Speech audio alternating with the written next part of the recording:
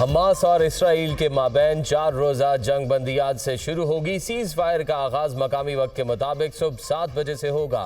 शाम 4 बजे से यरगमालियों की रिहाई का सिलसिला शुरू होगा। पहले मरहले में 13 इसराइली यरगमाली रिहा किए जाएंगे। बदले में कितने फ़लस्तीनी कैदी रिहा होंगे अभी कुछ नहीं बता सकते। तर्जुमान कतरी वजारत खारजा माजिद अल अंसारी की दोहा में न्यूज़ कॉन्फ्रेंस। हमास के कब्जे में 237 से ज़ायद इसराइली यरगमाली मौजूद हैं। तर्जुमान इसराइली फ़ौज।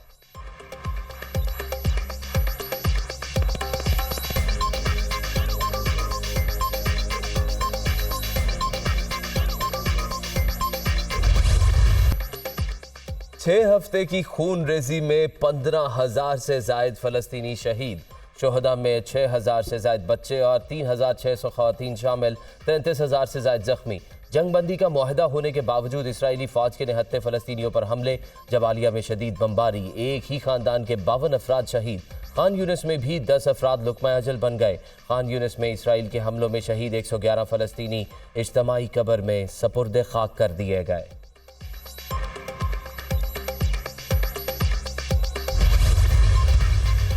पाकिस्तान को गैर मुस्तहकम करने वालों से सख्ती के साथ निपटेंगे। दुश्मन कुव्वतों के इशारे पर काम करने वाले तमाम दहशतगर्दों और सहूलतकारों के खिलाफ रियासत कार्रवाई करेगी। ज़ाती मकासद के लिए मायूसी पैदा करने वाले अनासिर की कोशिशों को अवाम की हिमायत से शिकस्त दी जाएगी।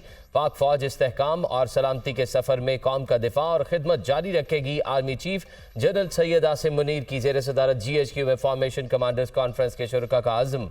मईशत की पायदार बहाली, गैर कानूनी गैर मुल्कियों की बावकार वापसी, कौमी डेटाबेस की हिफाजत और गैर कानूनी सरगर्मियों को रोकने के लिए हुकूमती इकदाम की मुकम्मल हिमायत का इरादा। पाकिस्तान कश्मीरियों की सियासी, सफारती और इखलाकी हिमायत जारी रखेगा।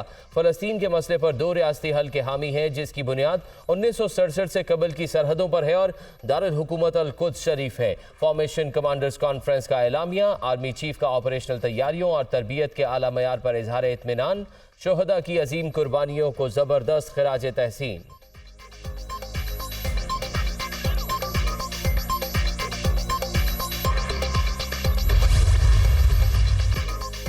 मुझे बार बार निकाला गया जनाब, ऐसे मुल्क नहीं चलते। अवाम की खुशहाली का ख्वाब लेकर फिर आ रहे हैं।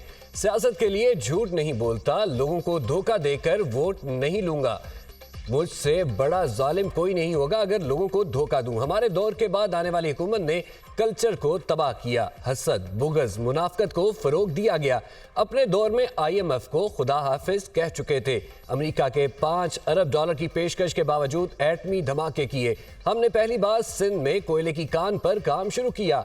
बिजली का कारखाना लगाया। अपने बेटे से तनख्वाह ना लेने पर फारिग कर दिया गया। तरक्की करती मुआशरत को तबाह बर्बाद किया गया। इस मुल्क पर तलवारों से वार किया गया। मुझे निकालने का सबब सिर्फ ये था कि किसी और को लाना था। हंसते बसते मुल्क को हमने अपने हाथों से उजाड़ कर रख दिया। आम इंतखाबात की तारीख का केस। जस्टिस अतर मिनुल्लाह का 41 सफ़ात पर मुश्तमिल इजाफी नोट जारी। इलेक्शन कमीशन और सदर मुमलिकत ने 8 फरवरी की तारीख देखकर खुद को आईनी खिलाफ वर्जी का मुर्तकिब ठहराया। इंतखाबात में 90 दिन से ऊपर एक भी दिन की ताख़ीर संगीन आईनी खिलाफ वर्जी है। जवाब हो चुकी इस खिलाफ वर्जी को मजीद होने से रोका जाना चाहिए था। इलेक्शन की तारीख देना आर्टिकल 48 शेख 5 के तहत सदर मुमलिकत का इख्तियार है। अगर सदर मुमलिकत या गवर्नर तारीख देने की जिम्मेदारी पूरी नहीं कर रहे थे तो इलेक्शन कमीशन को अपना किरदार अदा करना था। इलेक्शन कमीशन सदर या गवर्नर्स के इलेक्शन में ना रहे खामोश तमाशाई नहीं बन सकता। 90 रोज में इंतखाबात ना कराने की आईनी खिलाफ वर्जी इतनी संगीन है कि इसका कोई इलाज मुमकिन नहीं। जस्टिस अतर मिनुल्लाह का इजाफी नोट। इलेक्शन कमीशन की जानिब से इंतखाबात की तैयारियों का जायजा। इलेक्शन मटीरियल की खरीदारी मुकम्मल हो गई। बैलेट पेपर्स की प्रिंटिंग के लिए जरूरी इंतजामात कर लिए गए। हतमी हल्का बंदियों की फहरिस्त 30 नवंबर को शाया होगी। रिटर्निंग अफसरान को बरवक्त इंतखाबी फहरिस्तों की फराहमी यकीनी बनाई जाएगी। सिक्योरिटी से मुतल्लिका अदारों से तफसीलात हासिल कर ली गई। Chief election commissioner Sikandar Sultan Raja की ज़ेर सदारत इजलास। तैयारियों पर इज़हार इत्मीनान।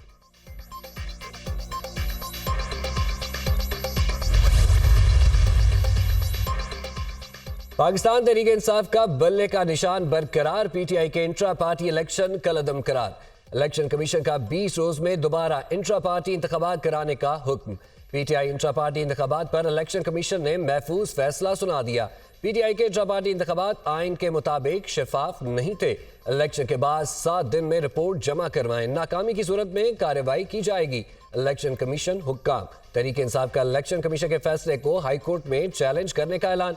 इलेक्शन कमीशन के फैसले पर अफसोस हुआ। इलेक्शन आइन और कानून के मुताबिक कराए। बैरिस्टर अली गोहर।